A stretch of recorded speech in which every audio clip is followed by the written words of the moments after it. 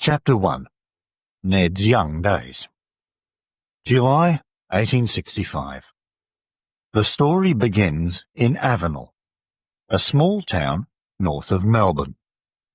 Ned Kelly lives here with his parents, John and Ellen Kelly. Ned is 10 years old, the oldest boy of the 7 Kelly children. He has 2 brothers, Jim and Dan, and 4 sisters, Anne, Maggie, Kate, and Grace. "Where's your father, boy?" Ellen Kelly called out to her son one evening. "Is he on the road? Can you see him?" Ned Kelly looked out of the door. "No, Ma," he said. "I can't see him." Ned's father came home late, and he came in quietly. "Ellen," he said, "come with me. I need your help. There's a dead cow by the trees on the hill. We must cut it up and bring it home." "Oh, John, is it one of our cows?" his wife asked. "How did it die?" "It's one of Morgan's cows, and I killed it," John said. "So we must be quick before he comes looking for it." "Oh, you fool," said Ellen. In the children's bed in the next room, Ned listened to this. It was a small house with only 2 rooms, and you could hear everything. Ned was pleased about the dead cow. They didn't often have meat to eat, and the children were always hungry. But dead cows bring trouble. 3 days later, there was a policeman at the door. "John Kelly, you killed Morgan's cow, and I'm taking you to prison." That was the end of school for Ned Kelly. He was the man of the family now. He helped his mother, and he worked on the Kellys' farm. The farm was not very big, and life was not easy for the Kellys. John Kelly and Ellen Quinn were from Ireland. They first met in Melbourne, and then came north to find land for a farm. Many other Irish people did the same thing. Everybody wanted land, but some people had a lot more land than other people. It was a hard, wild life. There was a lot of drinking, a lot of fighting, a lot of stealing. Horses, cows, dead or alive. John Kelly was in prison for 6 months. Prison was not good for him, and when he came out, he began to drink. A year and a half later, he was dead. "What are we going to do now, Ma?" Ned asked. Ellen thought about it. She was a tall, strong woman, and all her life she was a fighter. She had 12 children in the end, and was 93 years old when she died. "We must leave here," she said. "We must go to the northeast and live near my family." The Kellys' new house was at 11 Mile Creek, near Greta. They had some animals and a small garden, and Ned worked hard to get money for the family. He could do farming work, take care of horses and cows, cut down trees. But trouble was never far away. The police did not like the wild Kelly boys or their friends. In 1870, when Ned was 15, he hit a man very hard in a fight, and the police put him in prison for 6 months. The next year, something worse happened. Ned was in the town of Greta on a brown horse when policeman Hall came up to him. "Ned Kelly, you get down and come with me. You stole that horse and I'm taking you to prison." "That's not true," said Ned, and then there was a terrible fight. Policeman Hall had a gun, and Ned did not. But Ned was the better fighter. In the end, Hall called for help, and 5 men came to help him. Next day, they took Ned down to Wangaratta, and he went in front of the judge. "It's not my horse. It belongs to a man called Wild Wright," Ned told the judge. "Wright was at my mother's house, and his horse ran away. He needed a horse, so I gave him one of my horses. And he said to me, 'When you find the brown horse, you keep her for me.' And so when I found the horse, I kept her." "Ned Kelly stole that horse," Policeman Hall said. "It belongs to a man in Mansfield, and someone stole it on the 6th of March. "Well," Ned said, "I was in Beechworth prison up to the 29th of March. How can I steal a horse when I'm in prison? And Wright told me it was his horse. I didn't know it was a stolen horse." "But it is a crime to have a stolen horse. Wild Wright, of course, stole the horse, and he went to prison for 18 months. But they put Ned Kelly in prison for 3 years. When he came back to 11 Mile Creek in 1874, things were very different." Chapter 2. The Kelly Gang. May 1874. Ned's sister, Annie, is dead. His brother Jim is in prison, 5 years for stealing cows, and his brother Dan is often in trouble too. There are new faces at home, a new husband and a new baby for Ned's mother. "Ned, is that you? Oh, Ned!" Ellen Kelly ran to the door. Ned, now 19 years old, tall and strong, was home from prison. He put his arm round his mother. "Hello, Ma," he said. "Oh, Ned, it's good to see you," said Ellen. "I heard about Jim," Ned said. "And little Annie." Poor Annie," said his mother. "She was so ill after she had the baby, and we couldn't do anything to help her.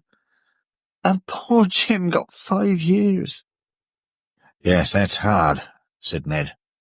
"And what about you, Ma? I hear you've got a new husband." He looked at the sleeping baby in his mother's arms. "He's a good man, Ned. Little Ellen here, she's his daughter." Ned touched the baby's little hand. "I'm happy for you, Ma, and I'm happy to be back." Ned soon found work. He moved from farm to farm, cutting down trees and helping with the horses and cows.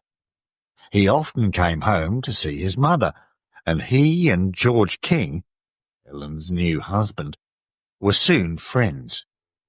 George was from California, and was only 5 years older than Ned.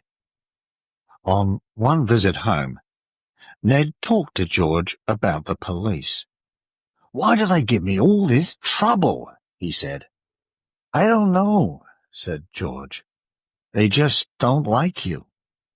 "It's true," Ned said. "When somebody loses a cow or a horse, the police always come to me with their questions. Then they go to my mother's house and ask her questions. And they always go late at night, when you're all in bed. It isn't right." "Well, come and work with me," said George. "Why not? You're good with horses, and I don't have any trouble with the police." "What work are you planning to do?" said Ned. "Sell horses. Lots of them." "And where are you going to get all these horses from, George?" asked Ned. George smiled, and Ned laughed. It was exciting work. We stole 280 horses, Ned said later. Then we took them across the Murray River and sold them in New South Wales for a lot of money. The police got angrier and angrier. They couldn't stop the stealing, and they couldn't catch Ned Kelly or George King with the stolen horses. In August 1877, a new policeman came to Benalla. Alex Fitzpatrick liked horses, girls, and drink, and for some weeks he and Ned were friends. Ned's sister Kate was a beautiful girl with long black hair. She liked Fitzpatrick too, at first, but soon there were angry words between him and Ned, and then a fight. A policeman could not be a friend of the Kellys for long. April 1878 came. The police had questions about stolen horses for Dan and for Ned's best friend, Joe Byrne. So Fitzpatrick rode out to the Kellys' house to find Dan. Perhaps he wanted to see Kate too, but did Kate want to see him? On his way there, he stopped and had 2 or 3 drinks. When he arrived at the house, he felt very strong and brave. Dan Kelly, you're coming with me to the police station, he said. I'm having my dinner, said Dan. You can wait. Fitzpatrick sat at the table, waiting for Dan, but his eyes were on Kate all the time, on her long black hair, on her beautiful body. The small room felt very hot. Then Kate walked past the table, very near him, and he put his arm around her. You're a beautiful girl, Kate, he said. Let's... Take your hands off me, said Kate. Suddenly, Ned was at the door, with a gun in his hand. He fired at Fitzpatrick and hit him in the wrist. Get out, said Ned. Get away from my sister. Fitzpatrick ran out of the house and rode through the night back to Benalla. The next morning, there were 10 policemen at the door. They found Ellen at home, but not Ned or Dan. Ellen Kelly, they said, you and your sons tried to kill policeman Fitzpatrick. Nobody tried to kill Fitzpatrick, said Ellen. You just want to make trouble for me and my family. She had a new baby in her arms, her 3rd child by George King. But George did not live with Ellen now. Mrs. Kelly, where are your sons? Said a policeman. Ellen looked into the policeman's eyes. I don't know, she said. You want them? You go and find them. When Ned and Dan left their mother's house that night, they rode away into the Wombat Hills. At Bullock Creek, miles from anywhere, they built a small hut. They lived wild and looked for gold in the river. Joe Byrne, Ned's good friend, went with them, because he needed to hide from the police too. And in June, 3 months later, Steve Hart, another good friend, came out of prison. He, too, got on his horse and rode to Bullock Creek. So, there were 4 of them. Then, in October, Ellen's brother came to find them, with some terrible news. Your mother's going to prison, Ned, for 3 years, because she and you and Dan tried to kill Fitzpatrick, the judge said, and the police are looking for you and Dan. Be careful, boys. Stay in the hills."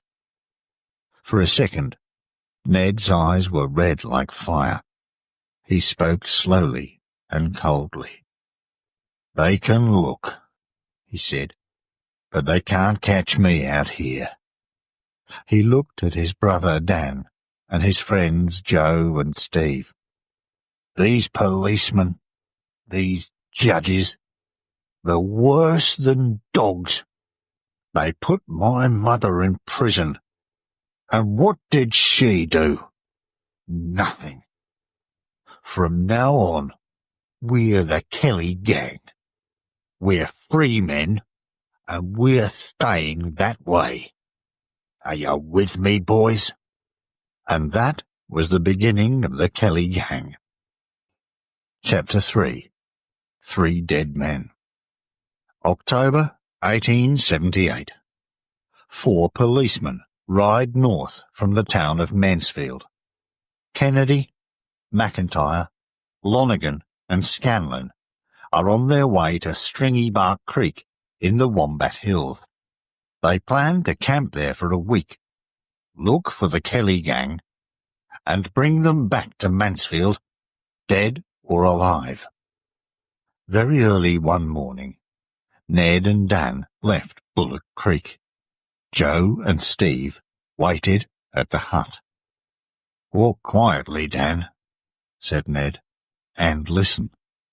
I saw horses' tracks near here yesterday, and I think the police are after us."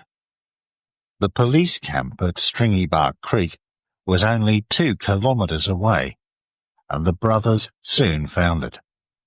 They hid behind the trees and watched. They saw the 4 policemen and their guns, 2 big heavy guns and 4 smaller guns. Later, back at Bullock Creek, Joe and Steve listened to the news about the guns. "We've only got 2 guns. What can we do?" said Joe. "They want to kill us," said Dan. "They're going to shoot to kill. Isn't that right, Ned?" "Yes, that's right," said Ned. "So we can stay here and wait for them, or we can go down there and take their guns and horses. What do you say?" It was an easy answer. The Kelly gang got ready, left Bullock Creek, and went quietly through the trees. When they arrived at the police camp, only Lonergan and McIntyre were there. Lonergan sat on a tree, reading a newspaper, and McIntyre watched the campfire. Then, from behind a tree, Ned Kelly called out, "Put your hands up!" McIntyre had no gun, so he sat still and put his hands up. But Lonergan ran. Then he got down behind a fallen tree, took out his gun, and put his head up. He was a fool. A bullet from Ned's gun hit him in the head, and he died at once. Ned ran to McIntyre. "Don't move," he said. "We don't want to kill you. We just want the guns and horses." But before the gang could find the guns and leave, they heard a noise in the trees. "Ned," called Steve, "the other 2 policemen are coming back." "Sit on this tree," Ned said to McIntyre. "And when you see your friends, call out to them. Say, 'Don't shoot. Put your guns on the ground. We don't want to kill them, or you." Seconds later, Kennedy and Scanlon rode into the camp.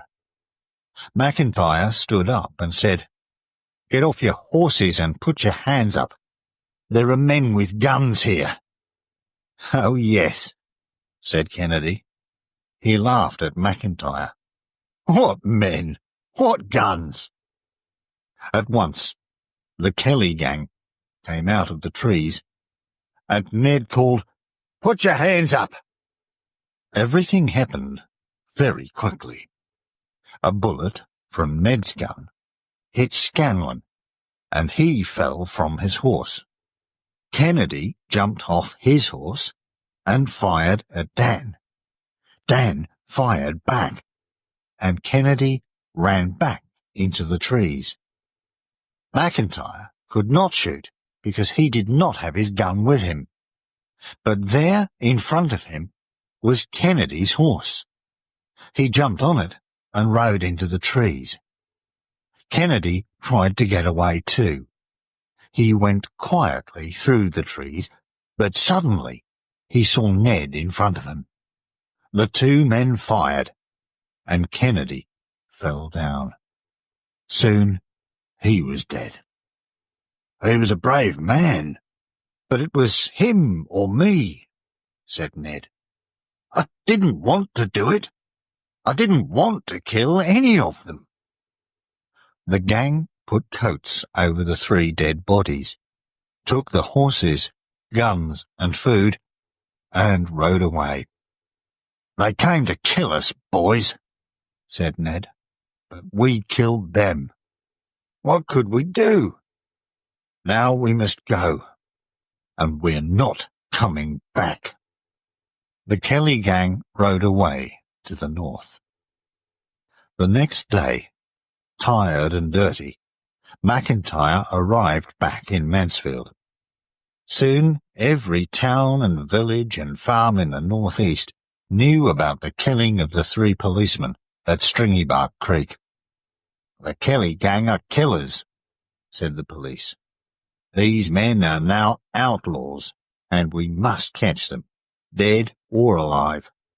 When you see them, tell us. We're giving £500 reward for news of every man in the gang, £2,000 for all 4 of them." It was a lot of money.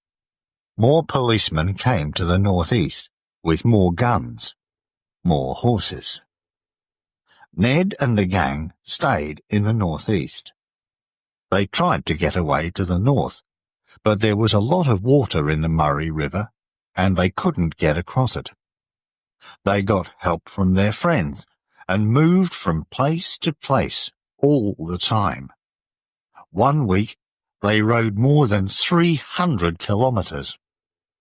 30 policemen rode through the hills for a month and looked for the outlaws night and day, but they never found them, and in December Ned and the gang moved on to the Warby Hills. It was a hard, wild life, and the outlaws were tired, hungry, and angry men. Chapter 4. 2 Visits to the Bank. December 1878. The Kelly gang have many friends, but they have no money. So they rob the bank in the little town of Euroa. They speak nicely to the people in the town and do not fire their guns. They leave Euroa with £2,260, but they give a lot of the money to their friends, the poor farmers of the northeast, to buy food, clothes and land. The police reward goes up to £2,500. The police tried hard to catch the Kelly gang, but the outlaws had help from their friends. They were always miles away when the police came to look for them, so the police put many of their friends in prison. Ned was very angry about this. "It isn't right," he said. "Why do the police do this? Because our friends are poor farmers, not rich ones, and because they help us. We must stop the police." "But how?" said Steve. "What can we do?" "2 things," said Ned. "First, we need more money, so we must visit a bank. And second, we tell everybody in Australia about the police here in Victoria." "Rob another bank?" Dan said. "But the police are watching all the banks now." Yes, in Victoria, said Ned, but not in New South Wales. So we're going to a bank in Geraldderry. Here's the plan. There are only 2 policemen in Geraldderry. We arrive at night, go to the police station and lock the policeman in the station. Then we rob the bank and go to the office of Geraldderry's newspaper. The newspaper office? Said Dan. Why? What for? To print this, said Joe. Look, it's Ned's letter to the world. I wrote it down for him. It tells the true story about Ned and his family, about the police, about Stringybark Creek, about everything. We want everybody to read this letter, but how do we give it to them? Ned said. We must print it in a newspaper. It's the only way. Ned planned the Geraldderry visit very carefully. There were now more than 200 policemen in the northeast of Victoria because of the Kelly gang, and Ned asked his friend Aaron Sherritt for help. So Aaron went drinking with a policeman. Money passed from one hand to another, and Aaron spoke quietly in the policeman's ear. Go to Corryong. The gang are planning to cross the Murray River near there very soon. So the police rode east to Corryong, and the Kelly gang rode west, and crossed the river 200 kilometres away. And late on a Saturday night in February 1879, they rode into the town of Geraldderry. Outside the police station, Ned began to shout, Help! Help! There's a big fight at the hotel! We need help! The 2 policemen ran out and saw the outlaws with their guns. The gang locked the policemen in a room in the station and took their uniforms. For the next 2 days, the gang lived in the police station. On Sunday, Joe and Steve put on the police uniforms and walked around the town. We're the new policemen for Geraldderry, they told everyone. They went past the bank and the hotel next to it and looked carefully at all the doors, front and back. Then, on Monday morning, Dan and Steve went into the hotel next to the bank and took out their guns. They took all the hotel workers into one room. Don't move, said Dan. You're our hostages, but don't be afraid. We don't want to shoot anybody. Ned and Joe went into the bank through the back door. When they came back to the hotel, they had more hostages, 2 bank workers and all the people from the bank. And Ned had the bank's money, £2,140. There were now about 60 hostages in the room, and Ned began to speak to them. What's happening in this country? Do you know? No, you don't. So listen.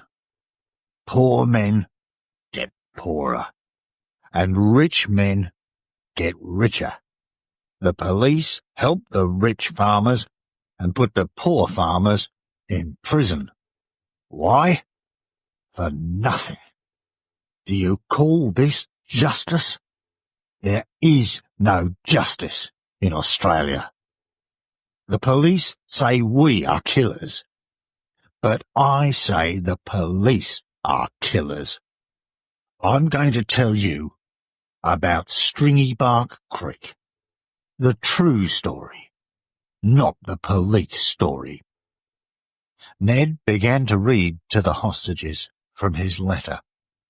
It was a long letter, 56 pages, and more than 75,000 words. After a few pages, he stopped. Where's the newspaper office in this town? He said. I want to print this letter. Then everybody can read it." Edwin Living, one of the bank workers, answered. "Mr. Gill is the editor of the newspaper," he said. "I know his house. I can take you there." "Come on, then," Ned said. But Mr. Gill was not at home. He was at a farm 10 kilometres away. When he heard the Kelly gang were in town, he ran away, because he was afraid of them. At the house, Mrs. Gill opened the door. "Where's your husband?" Ned asked. I don't know. He's away," Mrs. Gill said. Ned looked at her angrily and took out his letter. "I want him to print this in his newspaper," he said. "Give it to me," said Edwin Living. "I can give it to Mr. Gill when he gets back." "He must print it," said Ned. "It's about my life, and I want the world to read it." "Yes," said Edwin. "Everybody must read it.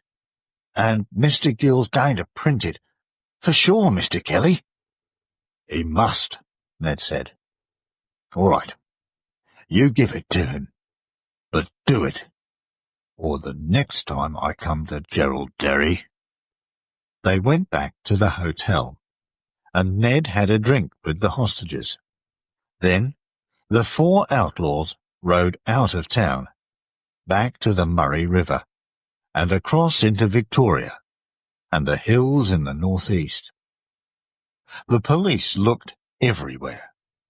They made the reward £8,000, but nobody came to get it. Nobody wanted to help them. In Gerald Derry, people laughed about the visit of the Kelly gang. In April, Ned's friends came out of prison and went back to their farms, and for 16 months the police heard nothing of the Kelly gang. And Ned's letter? The famous Gerald Derry letter? Edwin Living did not give it to Mr. Gill. He went down to Melbourne and gave it to the police. Nobody saw the letter again for 50 years. Chapter 5. Alive or Dead at Glenrowan. June 1880. The Kelly gang are living in the hills. Their friends bring them food, but life is hard, and the police are still making trouble. They don't put the Kellys' friends in prison now, but they stop them buying land. And why? Because they are friends of the Kelly gang. "We must do something," Ned said, "to help our friends. We need a new country, a country for poor people, with good police and good judges. But it's not going to happen easily. We must fight for it." "We need money for that," said Joe. "A lot of money. And there's a policeman with a gun at every bank now." "We need armour to go over our heads and bodies," Ned said. "Bullets can't get through armour." "How are we going to get armour?" asked Dan. "We can make it," said Ned. And they did. With help from their friends, they made 4 suits of armour from old farm machinery. Then they began to plan their fight. "Our friends want to help," Ned said. "They have guns, and they want to fight with us. So we need to bring a lot of policemen to one place. How can we do that?" "With a killing," said Joe. "We kill Aaron Sherritt. He's working for the police. He tells them everything about us. You know it. I know it. Everybody knows it. He was a friend once, but now he wants to see us dead." "Yes, that's true," Ned said. "We hear it from everybody. So, you go to Aaron's house at Beechworth and shoot him. You and Dan. Right, said Dan. And then, when the Beechworth police hear about the killing, they know it's us, the Kelly gang. So they ask for help from the police at Benalla, and the Benalla police take the train to Beechworth, said Steve. Lots of police, all in one train. And we, Ned said quietly, are waiting for the train at Glenrowan. The plan began well. Joe and Dan rode to Beechworth. When Aaron Sherritt opened his door on Saturday, the 26th of June, Joe shot him at once. Then the two outlaws rode 60 kilometres across country to Glenrowan. News of the killing went down to Benalla.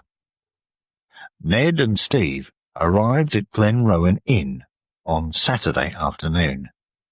They began to bring hostages into the inn. People from the railway station, railway workers, people from the town. Then Ned took some of the railway workers to the hill just past the railway station. Take up the railway line, he told them. Go on. We can't do that, one worker said. Do you want to kill everybody on the next train? Then he saw Ned's gun and asked no more questions. The workers took up 3 metres of railway line and went back to the inn with Ned. Joe and Dan were there now, and some of the gang's friends. Other friends, about 30 men, stayed near the railway line. In the inn there was a lot of drinking that night. On Sunday morning, Ned found more hostages. The schoolteacher, Thomas Curnow, with his young wife, baby and sister. There were now 62 hostages in the inn, and everybody waited for the police train. The police moved very slowly.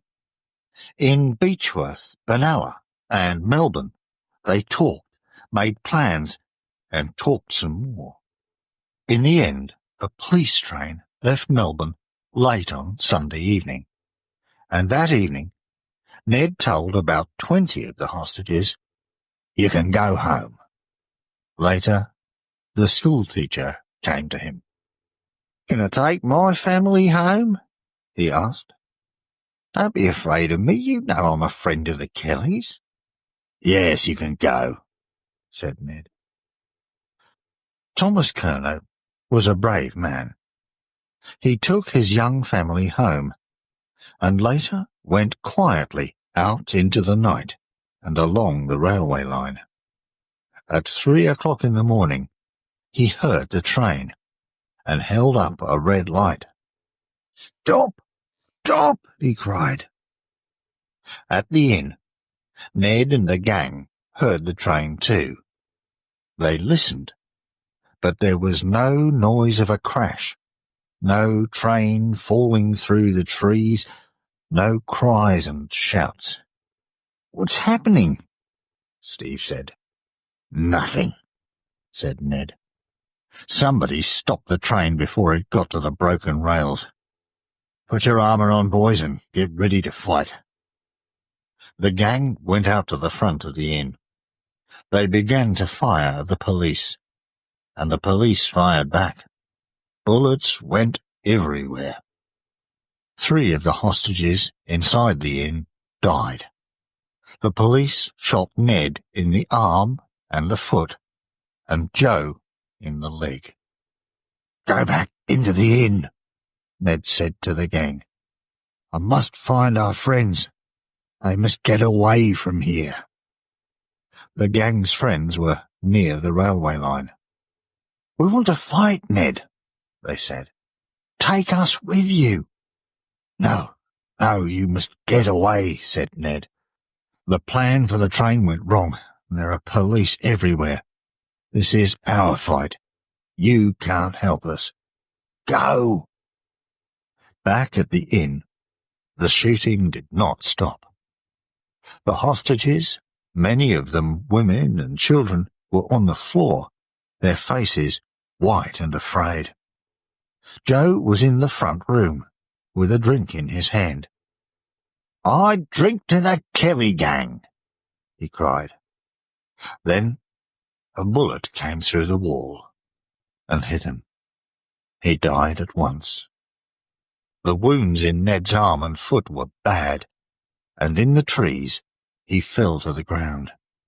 A friend tried to help him, but for some hours Ned could not move. Then, slowly, he stood up, and in his armour began to walk back to the inn. His brother Dan and Steve Hart were still inside the inn, and Ned went back to help them. In the early morning light, he came slowly out of the trees, his gun in his hand. One man against 34 policemen. They fired and fired at him, but the bullets hit Ned's armour, and Ned laughed. "Go on, fire! You can't kill me," he called. But there was no armour on Ned's legs. One of the policemen saw this and fired. Once, twice. The bullets hit Ned's legs, and he fell slowly to the ground. At once, the police were all around him. He was alive, but only just, and they carried him to the railway station. Soon after this, the last hostages left Glenrowan Inn. Only Dan and Steve were still inside, but the police did not stop firing at the building. Later on that Monday morning, a second train arrived in Glenrowan with more police, photographers and newspaper men. There were now more than 1,000 people in the town, and down south in Melbourne, hundreds of people waited in the streets for news of the Kelly gang. On Monday afternoon, Ned's sisters, Maggie and Kate, arrived in Glenrowan. They heard the news about Ned, and then asked for news of Dan.